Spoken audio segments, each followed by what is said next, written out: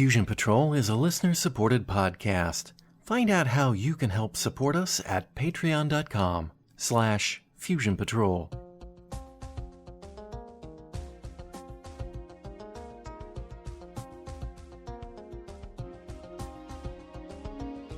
This is the Fusion Patrol podcast. Each week, we look at a different science fiction TV episode or movie and overanalyze it to within an inch of its life.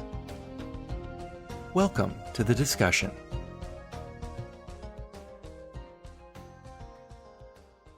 Hello and welcome to another episode of Fusion Patrol. I'm Eugene. And I'm Simon. And tonight we're going to be looking at the 1976 ATV series Beasts by Nigel Kneale. It's a new show. We're starting with the first episode of this anthology series entitled Special Offer.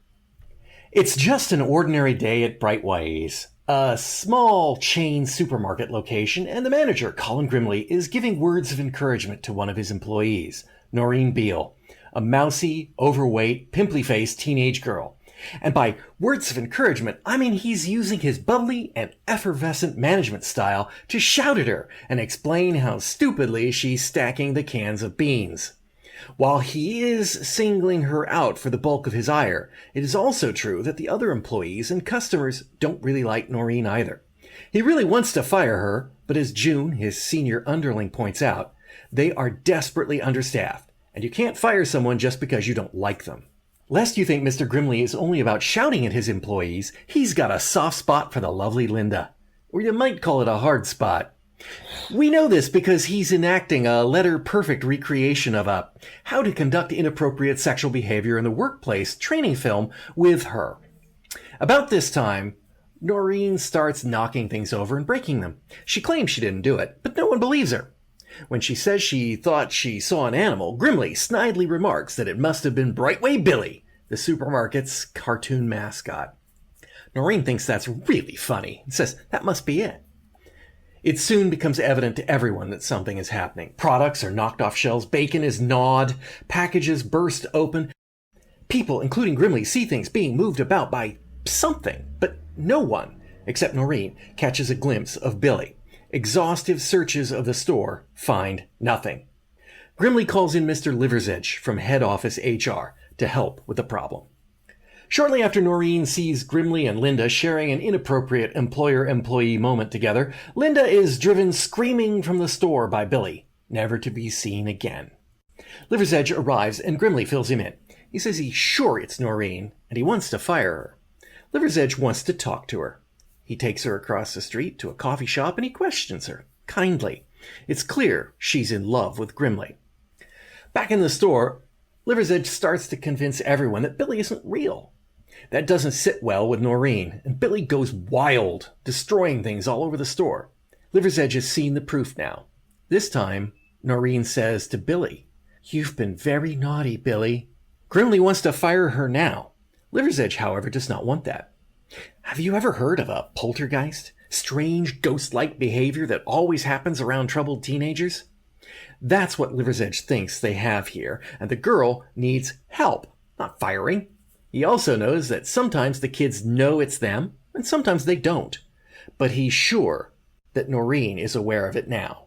Starting tomorrow, you will all be nice to her, and it's all going well until a new potential cashier arrives to apply for the job.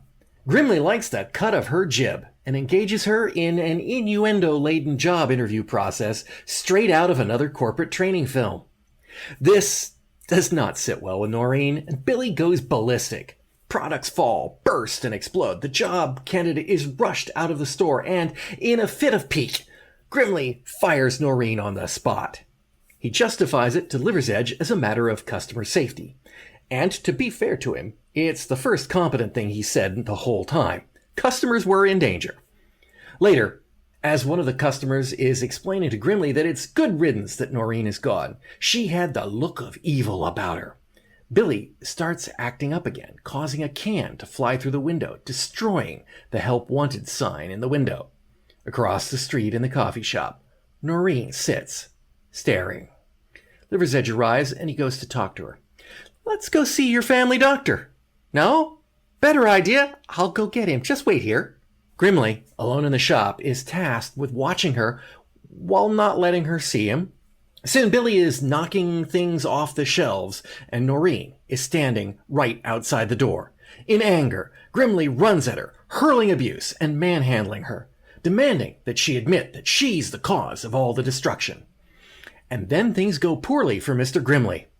No longer content with just knocking things off shelves and bursting boxes, the cans of food become projectiles, pummeling him to death. Later, as the body is taken out on a stretcher, Noreen says, "He loved me, really. He said so." The end. All right. Beasts. A couple things of preface on this. We've talked about Quatermass, various pieces of it, some of the most influential work done in British television. We've talked about the Stone Tape. We've talked about the Year of the Sex Olympic. This is all Nigel Kneale's work. And Nigel Kneale had some problems with the way the BBC treated him. And he left. And not the first thing that he did, which was a film called The Moraine in 1975, but the first series that he did for ATV, which is, I guess, Midlands ITV. I don't even pretend to know how that works, but for an independent television, was this in November of 1976. It's an anthology series. No two episodes are on the same thing. This story was originally pitched in 1973 or 74 for the ITV series entitled Orson Welles' Greatest Mysteries. It didn't get picked up. They held on to it, repurposed it for this series. So, Nigel Kneale, New Frontiers, new type of show. What'd you think? Well, yeah. I mean, it was interesting. It was interesting. I guess my criticism is it felt like a short story that didn't necessarily merit a full 50-minute telling of it. But then what was interesting about it was actually I don't know whether you'd have found this stuff interesting in 1976, but the kinds of portrayals of the people working in a little supermarket in 1976, and the number of things that are observations that stand up, and you could say obviously the setting itself does appear quite dated, and yet in many ways it wouldn't take much to update them to a kind of present day telling, because the characters and the dynamics between them are quite similar. But I did find it fascinating to get that kind of that little glimpse into how a shop like that, because shops like that, you know, there are comparable shops that are still around, even though there are many more larger supermarkets now, and yet somehow they seemed quite different. It almost felt like it was a novel thing there. The people working in it were, you know, we had Grimley talking about his ambition and everything, and so it felt like the fact they were in a little supermarket made them very sort of cutting edge. It certainly is a different feel. I mean, it's nothing like supermarkets that I grew up with. Already by 1976, already by the time I can remember supermarkets in the U.S., they were much bigger than that. So it's those are the kinds of places you would see only in a small town that didn't warrant a chain store of some kind. And I can't exactly relate to, never having worked in a store anyway, but I can't relate to being a customer in a store like that. Well, a little, because I did live in a small town for a while and we had a store like that, but it was a little family thing. There was no pretension of them going on to bigger and better things. That was their thing. What does amaze me is how horrific the management style of Mr. Grimley is, and how everyone just puts up with it. And yet I don't know whether you ever worked in any kind of supermarket or big shop like that, but I suspect Nigel Kneale has, because it seems to me incredibly accurately observed. That bad, huh? I don't know. I mean, it's a fiefdom of sorts. I mean, it is. You can. There's not a lot you can do if you don't like the manager, because they effectively have an awful lot of power. The only power that is higher than them are the powers that be, who are not present. I mean, it's by its nature, it's a chain, right? So, right. There are people who he is answerable to, but they are not present. So if you go round his back, that's difficult, because obviously your day-to-day life, you don't want to get on the wrong side of him. You don't strike unless you know you are going to be able to inflict the mortal wound, that kind of thing. And so very frequently you're not.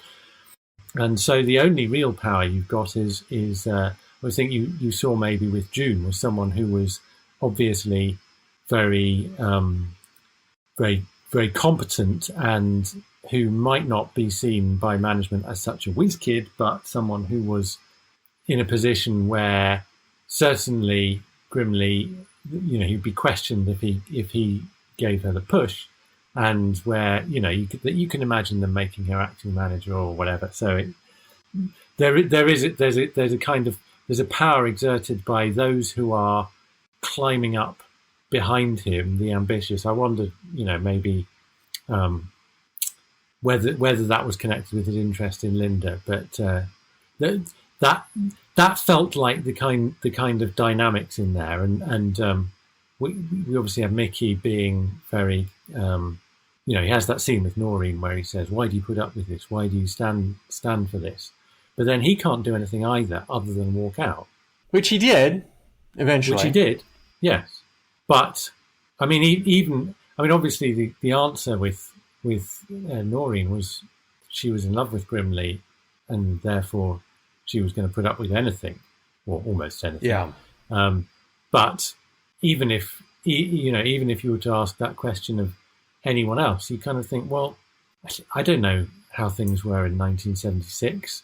My understanding is that they weren't. I mean, I don't know firsthand. I understand they weren't that great from an employment point of view, and therefore that would be my next question. How was, and you didn't have a reference? Where would your next meal be coming from?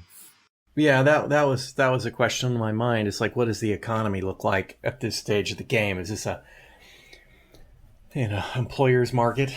That, well, of course they can't find cashiers. So, and as June does say, she's keen to do it. Which I guess so. You've got strong unions at this point. So yeah, maybe I'm looking at it from the perspective of modern, very casualized employment in the retail sector, and that wouldn't necessarily be true in those. So certainly there was a sense in which within the story there was a sense in which it was a problem for Grimley to be able to fire Noreen, but I thought that more came from the company in the form of Liver's Edge, because he clearly wielded the influence there as head of personnel or whatever he was, rather than from any kind of legal or kind of union backlash that because I say unions were strong then. I doubt very much that a 17-year-old supermarket operator in a little shop like this was a union member. Yeah, that's another. I mean, our supermarkets here are actually unionized. It's one of the few things that is, but even in this state. But I don't know how much power they wield, and I certainly think that membership is probably a formality. Yes, it's the numbers of members you have, or the density of members you have, and it seems unlikely to me obviously you'd have had closed shops in the 70s, but it seems unlikely to me that Brightways would have been one such.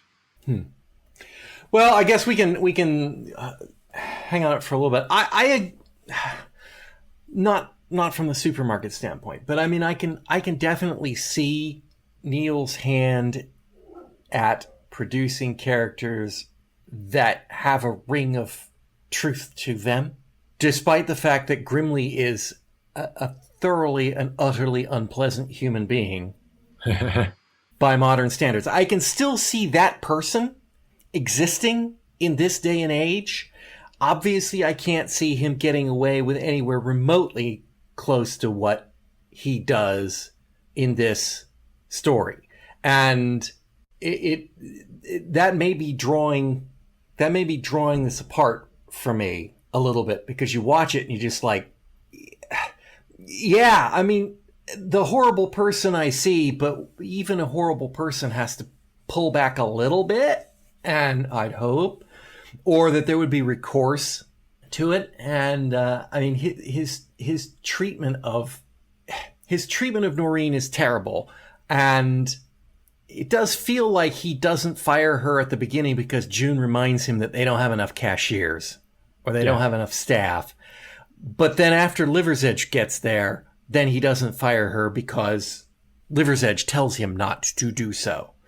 And his behavior with Linda and whatever the applicant was is terrifying. Yes. It's just, and it's wrong. Let's just get that out there. It is inexcusable. Behavior like that would never pass. And I'm not saying it was right then, but obviously Nigel Kneale felt that it could pass. Not necessarily as right, because Grimley is portrayed as a unsympathetic character from the word go, but it's portrayed as if it's believably that it could happen this way, that an employee could be, or an employer could be treating Linda. And my question is Linda going along with this willingly, or is Linda going along with this because Linda knows it's what's best for Linda in that circumstance? Well, yes, I was going to say yes, she's going along with it willingly, but I think the reason is because in large measure, it's because she doesn't want to deal with the consequences of.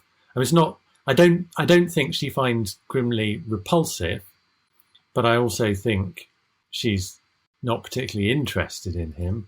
But on the other hand, she doesn't want to rebuff him as firmly as he deserves, because it's not in her interest.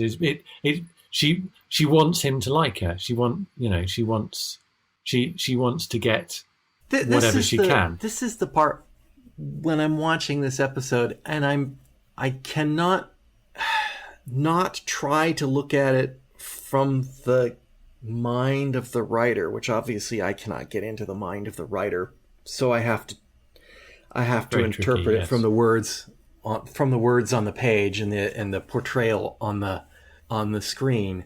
And everything Grimley's doing is a classic, absolutely textbook classic. This is why people in power of employees should not do the things that he's doing of a sexual, in this case, genuinely of a sexual nature. It's not just workplace harassment, it's sexual workplace harassment. Absolutely. I mean, without looking at anything that Linda's doing, it is absolutely textbook wrong, at every level wrong.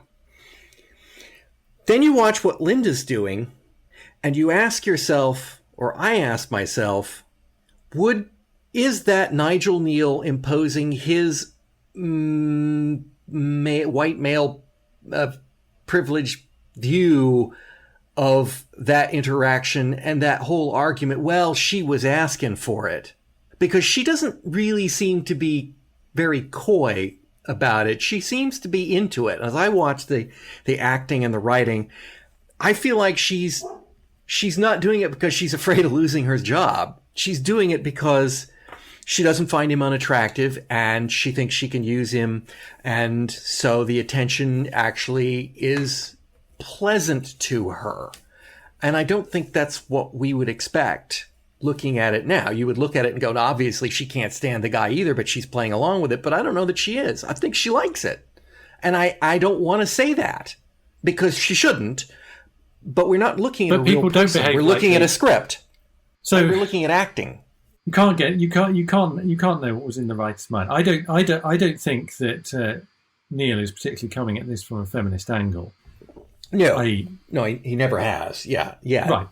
So we're dealing with someone. We're dealing with a piece that is written by someone who is not pushing that he's not interested in that. That's not what he's interested in. Now, whether as a what his angle actually is, I suspect he's somewhat more cynical, like you suggest. Nevertheless, the way that he is portraying Grimley is undoubtedly very, very unfavourable. I don't think you are supposed to look at his harassment and say that's laudable behaviour, or he's bad in some ways, but or he's a bit of a lad. I think that's part and parcel of him being portrayed in a bad way. The fact of the matter is, I don't see Linda's behaviour as being a million miles from the kinds of things that I've seen. It's possible. I mean, people will react in different ways. Some people will find that kind of behaviour absolutely reprehensible, and they would just find it intolerable, and so they would they might deal with it in different ways, but they would not put up with it. I think like I say, the way in which, and this might probably be more to do with the performance and the portrayal than necessarily the actual writing. The way that Linda reacts to it is, as you say, I'm not sure that she likes it per se, but she's not bothered by it. It's the kind of thing that she feels like she can deal with. She probably thinks, because I've heard this kind of statement before, other women should be able to deal with men like that because I can deal with men like that. And that's, partly because she likes some aspects of it, and partly because she's adept at being able to deflect the parts that she's not, So I don't find that part of it unrealistic in the way you do, or feel that she should react differently.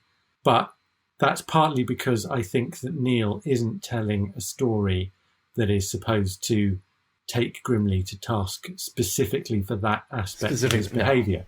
And I think it's just that he's generally unpleasant. Yeah, might feel that ought to be dealt with within the writing in a different way. So even if you say, well, this, the character portrayal and everything is realistic, the actual arc of the story should end up with that being addressed in some way, and ideally Grimley being brought to book for it. But the story's not about him being brought to book for that. It's about him being brought to book for something else. No, but obviously the fact that he supplies his attentions to Linda and then later the job applicant, which if ever there was any doubt that he was trying to get sexual favors out of Linda, or was getting sexual favors out of Linda, it had to be dispelled completely during his job interview with the woman, with some of the lines that he had about getting a bit on the side, and it's like he was. It felt pretty clear to me that he was expecting something from her, and that she was up for it in that yes context. And obviously, that makes Grimley an unpleasant character. It's not what exactly is trying to be addressed, but it is key to the episode because it is Noreen's jealousy of his behavior towards them, his attentions towards them, that is what's apparently driving her Billy fixation and her manifestations along the way. So I mean, in the hands of a different writer, I think you might deal with that in a slightly different way, in the sense that ultimately Noreen might also feel some sympathy for the way that the other women were being treated, and therefore some anger, even though she's in love with him, some kind of sympathy for them and anger for him might feed into what happens in the end. Do you have any sympathy for Noreen in this story? No. I find her completely unsympathetic, almost non-existent character. Well, I tell you what I was thinking about the characters in this, because you were saying that you can identify Kneale's hands in the characterization. And I think, as I was saying, there are some really, really well observed dynamics within the cast here, and each of those relationships feels incredibly believable. But I did feel like the characters were ciphers in some sense, although we more or less had a sense of what each one wanted. For Grimley it was being promoted, being recognised. For Linda it was getting a better job. For Noreen it was Grimley, and so on. What I didn't get a sense of was actually what deeper down was driving them. And that kind of felt a bit important at certain points in the story, where they took actions that I didn't necessarily expect them to take. So, for example, Liversedge takes Noreen's side, or says, you can't fire Noreen, not because he's worried about it from an HR perspective and, any blowback or legal ramifications, but from a Noreen's welfare perspective. Yes. Which, that's not inconsistent characterization, but it raises the question of where's that empathy coming from? How is someone who is, head of personnel in a company like this, which is obviously, they're willing to hire people like Grimley. They're not necessarily employers of the year. So how has he come to that position, and why has he come to that position? Why does he want to work in an organizer, and all sorts of questions like that? And I had similar kinds of questions about Noreen. I understood that she was interested in Grimley. I understood that she was kind of very inept, but I kind of didn't. What I wanted at some point was to work out. Obviously, working in the shop didn't particularly make her happy. So what the hell did ever make her happy? Even if we just got a glimpse of it, it was like, I don't understand what makes any of these people tick. Well, I think to defend Liversedge, June said he was basically one of the original people in the company, that he was old school, and so I just took that as being, when Briteway was small, he was there, and it became but that doesn't chain, and he just is, he's old school, so old school's good, right? The old ways. Nigel Kneale, I can see how he might. Oh, mate, Nigel Kneale, maybe. I tell you what Liversedge was to me. But I mean, if it hadn't been for the fact that Kneale has certain well-defined views on Doctor Who, Liversedge is the Doctor in this story. If this is an episode in the mould of The Lodger or The Caretaker, where it's all about the Doctor being in a very mundane, day-to-day kind of work-a-day, real-life environment in order to track down some mysterious going on, namely a poltergeist in this case. So he goes in undercover, but then all of this kind of so he gets a job as a member of the personnel department, but then all of this compassion comes spilling out, as well as all of this curiosity, and you get all that from Liversedge. He is enormously curious about he's very knowledgeable about poltergeists. So how the hell does he know about poltergeists? Again, question about what is it that makes this man interested in the paranormal? No clue whatsoever. And then obviously you've got all the curiosity relating to that and all the empathy for Noreen. Very, very Doctor-like qualities. With the Doctor, obviously you do kind of understand where it comes from because, with it not being an anthology series, you've picked it all up from the previous episodes. But with this, I've no idea what his interest is. He's the convenient person who brings in the explanation at the end of the start of part 2, I guess. So I didn't find that hugely satisfying.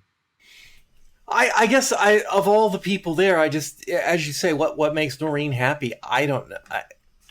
I think in a way she's the most poorly realized of the characters because there's really nothing. I mean, okay, her dad's dead and her mother is sickly, so we can believe that she has an unhappy. I mean, neither of those things necessarily make your life unhappy. But I think that shorthand that we're supposed to think that it's not. Yeah, that she's troubled. She's also very helpless. She's not able to do things, and there's no one there who is capable of helping her or teaching her anything because they're all useless at it. But, yeah, I mean, especially makeup.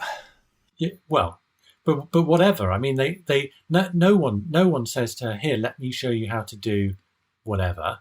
All they say is, "You should be better at doing whatever," with Fair enough. No help or anything like that. But we only see two within their things. capability to provide help.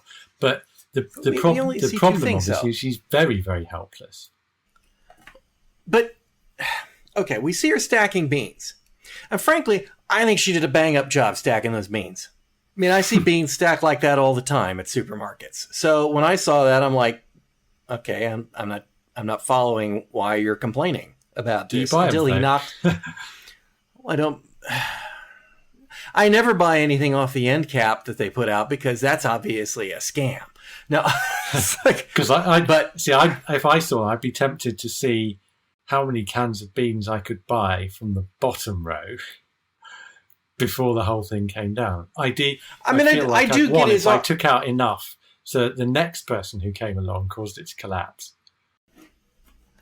I do see Grimley's point when she put it up there, but she stacked the beans. He said, "Here, put these beans in that." I stacked the beans. I mean, you don't put them that way on a shelf. On a shelf, you put them neat. So I can totally understand that given no instruction, you might go and do beans that way. I have seen displays. It's like, I get it. Grimley's way of correcting her was absolutely, again, wrong, right? I mean, that's just like, it was wrong, yes. All that took was just, very nice, but actually we want people not to pull beans out and cause them to fall over the floor. So it's best to use the basket. Just put them down. Goodbye. Off you go. Done. And that should never be a problem again. The question is whether Noreen would take that on board and do it right the next time. And we don't know that. We never get that from her. When she's checking people out, I don't see that she's doing anything particularly wrong there. She's a little slow at it, but I didn't get any impression that she was doing it wrong, and I don't think that the other cashiers can teach her how to be faster. Oh, I think until they get barcode scanners in. I think they could. I mean, again, they can help her though. There's no doubt. There's no doubt that they should be helping her. But my point is that we don't actually see a lot of what she does wrong in this story. So you're saying she's doing it wrong and nobody's helping her. The only other thing we saw her do wrong is put on makeup, and I mean, that was terrifying. And June should have taken her in the back room and said, honey, let me show you how this is done. That showed a complete lack of empathy from any of the other staff there. I mean, Grimley shouldn't have done that, obviously, but any of the female employees, if they had had an ounce of humanity in them, would have taken her in the back and said, let me help you. Because obviously nobody else has at home. But yeah, so I mean, nobody helped her, but we didn't really see her do anything wrong. We didn't really see her do anything right. We just didn't see her do much of anything except stare at Grimley and laugh at Billy, or laugh isn't quite the right word, but sort of take a certain amount of enjoyment or delight in what Billy was doing. So she seemed like the biggest cipher of the bunch to me. Just wasn't. It's like, yeah, troubled teen. You know how they are. So Poltergeist. One thing that came to me just as you were talking when you were describing Grimley getting his comeuppance was that the actual story itself. If you sort of set aside the poltergeist, the kind of supernatural element to it, you've basically got a story where you've got a young girl who is in love with a bad young man who is having his way with certain other women and who treats her badly and who she, in effect, she murders. That's the ultimate upshot. It's tales of the unexpected. Yeah. Because it's of a similar era and therefore a sort of similar style. Another ITV series, but that's twice newer, as long, though, isn't it? Tales of the Unexpected was about the same time, wasn't it? Oh, I thought that was in the 80s, but I may be wrong. I mean, it ran for about 7 or 8 series. Roald Dahl's Tales of the Expected, right? Yeah. It started in 1979, so yeah, a few years later. I'm going to say, I mean, that's a question that I was going to ask. Is here we are again, Nigel Kneale. Is he at the cutting edge of this sort of thing? Is he the inspiration for so many shows that came after it? I mean, we haven't seen enough of Beast to know where it's going to go. Since it is an anthology, it's not going to be. They're not going to all be teenage poltergeists. I'm positive. I know that much about what the other episodes have to do. But one thing about them. The poltergeist aspect of the story is, I was surprised there wasn't more about poltergeists in it.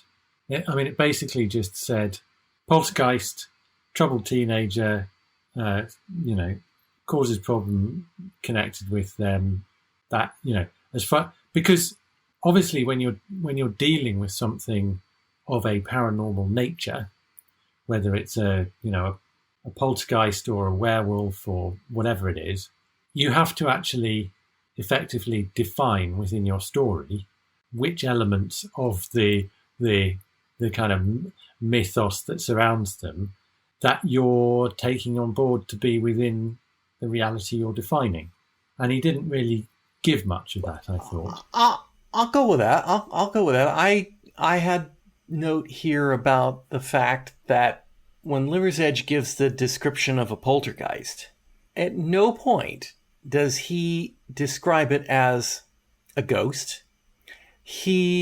Which a lot of people think a poltergeist is a ghost, yes, often associated with a troubled teenager. Other people think the poltergeist phenomena is a psychic phenomena manifested by a troubled teenager. And the fact that he does not go with the ghost approach at all, I don't think he uses the word ghost at any point. It's like there's things happening, it's always around a troubled teenager. Boom. It's that struck me as very Nigel Kneale. It's very Stone Tape. It's very ghosts are not ghosts. Ghosts are some manifestation of mankind, which I guess in theory a ghost would be a manifestation of what's left behind in mankind. But you know what I mean? It's a mental phenomena of the living, not telekinesis. Exactly of the, yeah. But the questions that still leaves me are to do with how does that actually work then? Because as far as Noreen is concerned, she is perceiving and simultaneously manifesting an animal of some sort, maybe a somewhat indistinct animal, but it's the manifestation of this animal that is then causing the tins to move, the bacon packets to be chewed or whatever. It is like the animal is realized through her mental power. That was the kind of sense that I was getting, following the kind of dialogue that that came on top of each of these incidents. Whether it was in the script or not, I have no idea. But the way that this was actually realised in the production, when things really start kicking off, stuff moves simultaneously on opposite sides of the shot. Yep. So it's not a manifestation of an animal. It's actually, it's stuff being moved. Now, it's still presumably stuff being moved by Noreen through her telekinetic powers. But then you're thinking, well, where's the animal fit into that? Is it that the animal is able to telekinetically move things on the other side of the shot? Is it that she's suddenly manifest? I thought at that point where they were looking round, everyone was seeing things moving on different sides of the shot. Someone would actually make an observation that it's not one animal, it's several, because it looked like there were things falling off a shelf over here and things falling off a shelf over there. And, if at that point I'd been thinking it was a rodent up to then, my immediate thought would be, right, I know how rodents are. You often, if you've got one rodent, you've got many rodents.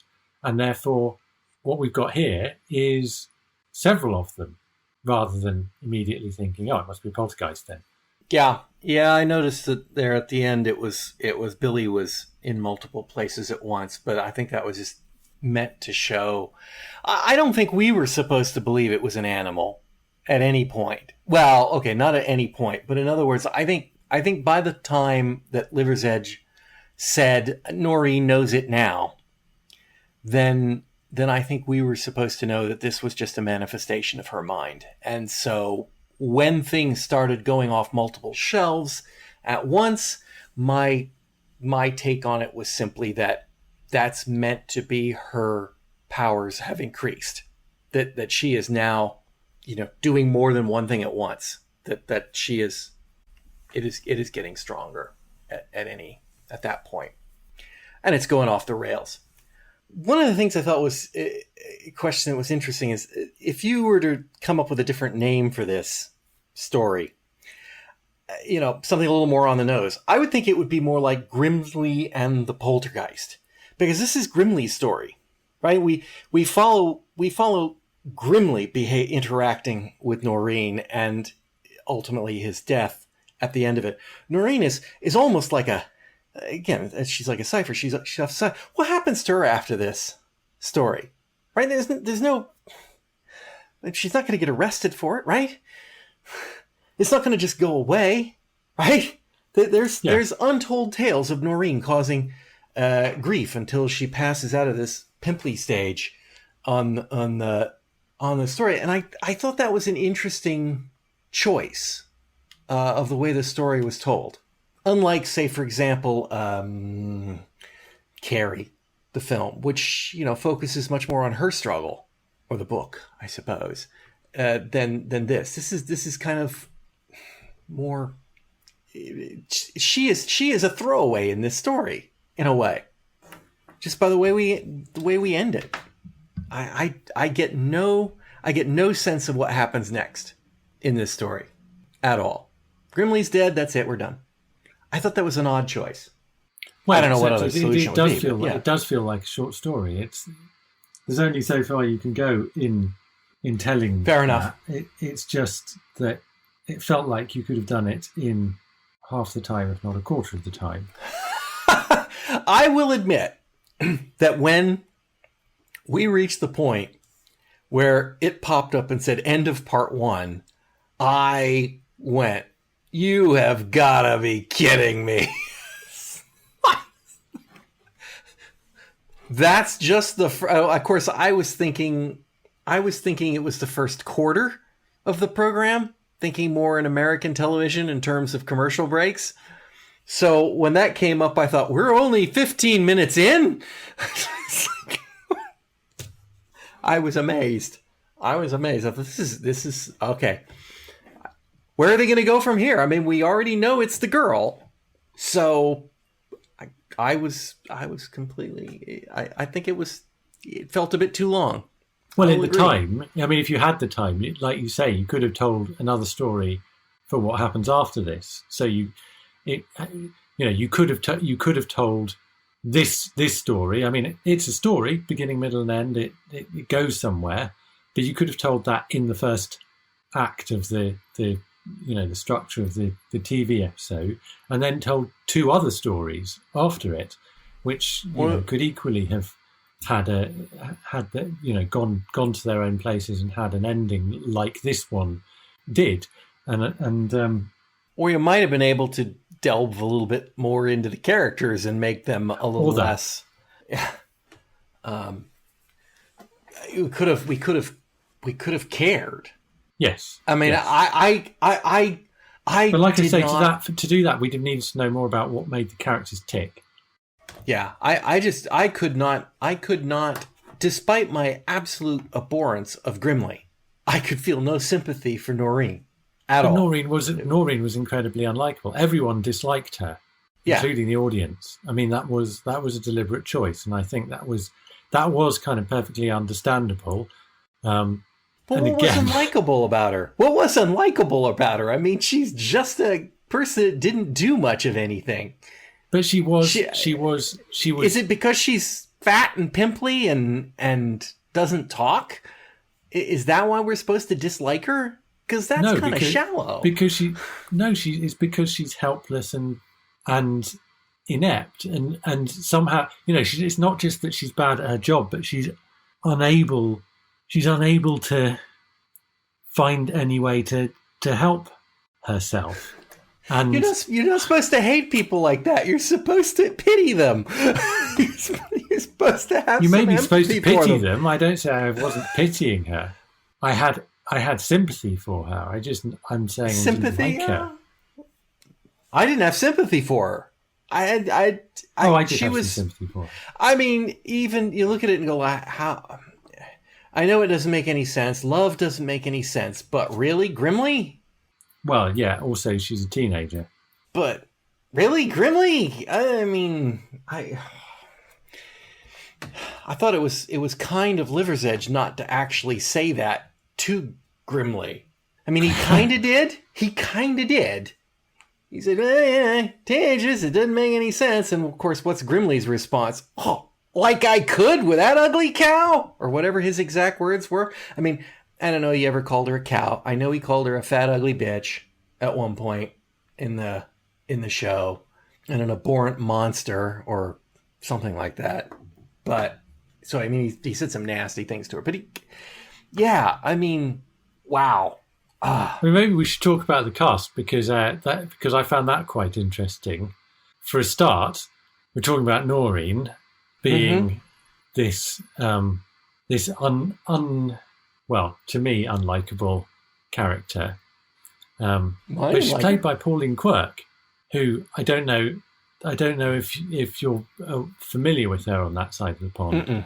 No. Okay, she's quite a big star over here. Or at least she has been. I mean, she's been around for a long time. She had a big part in a long-running sitcom called Birds of a Feather. She had a role in Broadchurch fairly recently, and after the Birds of the Feather stuff, she was the kind of actor who the main channels would create vehicles for. She was a draw for audiences, and so she's a charismatic actor in a very, very uncharismatic role, which is quite interesting. It's obviously quite an early role. She's only done about a dozen televisions at this point, but that to me was quite interesting because as soon as I saw the credits, I was like, "Oh, Pauline Quirk, this is interesting," especially since we're talking about 1976. And so that was a while ago, and so quite a long way from from the kinds of roles that she normally gets given. Yeah, no, I don't know which Broadchurch she was in, but I don't recognize her from any of the pictures on the internet at this moment. I've only seen the first Broadchurch, so. I think she was in it from the first series. Okay. I haven't seen it yet, but I know that she was in it. There are a couple of other more kind of novel, interesting casting things that I didn't pick up until afterwards. One is, I don't know if you spotted Alpha Centauri in there. I did not. Joyce is played by... I wasn't quite sure who Joyce was. Joyce? Huh. No, I'm not sure who Joyce was. Oh, maybe that was the woman that was applying for the job? No, it wasn't the woman who was applying to the job. I shall come back to her in a moment. I suspect it was one of the other supermarket employees, but I didn't actually pick up who she was because I didn't spot it. I spotted her name in the I assume she's the voice actress, not the suit.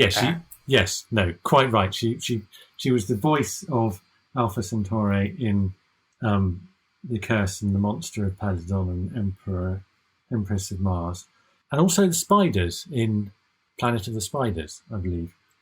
So there's her. Oh, that voice, that never really occurred to me, but that voice does sound a lot like Alpha Centauri. There you go. The applicant for the job was credited in the credits as Linda Marshall. Didn't register at all with me. Just brought up IMDb just now to have the cast in front of me, and it says credited as Linda Marshall is Linda LaPlante. Presumably you've heard of her on that side of the pond. No. Okay, recent Steve McQueen film, Widows.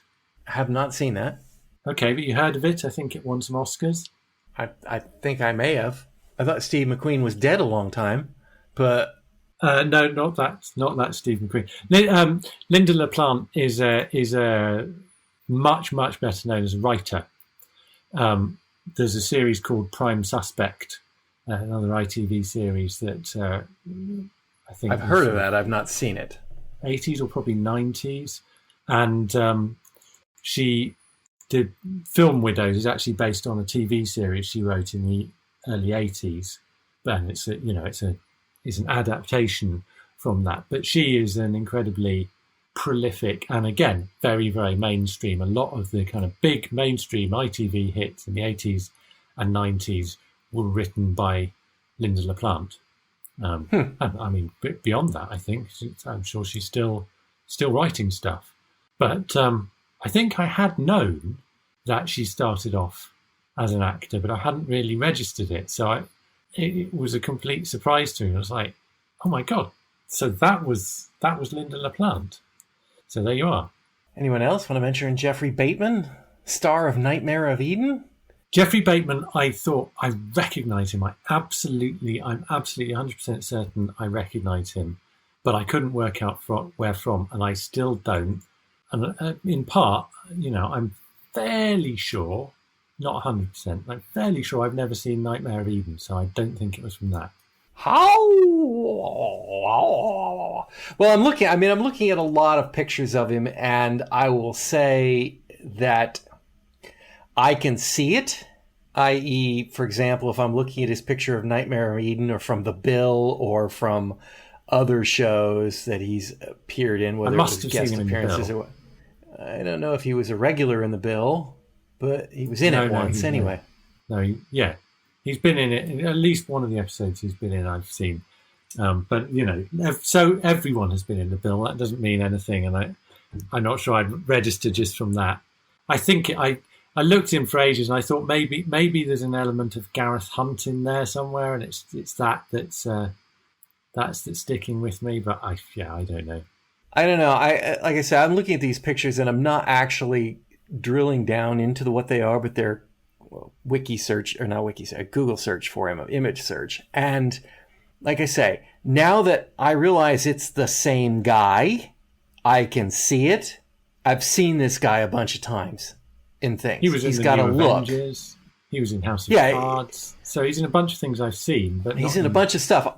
And looking at this stick with me, I think, pile of pictures, I go, okay, yeah. I've definitely seen that guy here and there and everywhere. I sort of generic guy on British TV position. Well, there's a lot of British character actors like that who, you wouldn't associate them with the last part you saw them in, and then suddenly it clicks, and then every time you see them, you go, "Oh, it's him again, him again, him again." And the weird thing is, maybe it's the 70s or the haircut or something, but trying in my mind to say why does Noreen like him? Why does Linda put up with him? And I'm looking at this guy going, is he supposed to be handsome? Because he doesn't have a pleasant face. And I look at him and it's like, I can't see.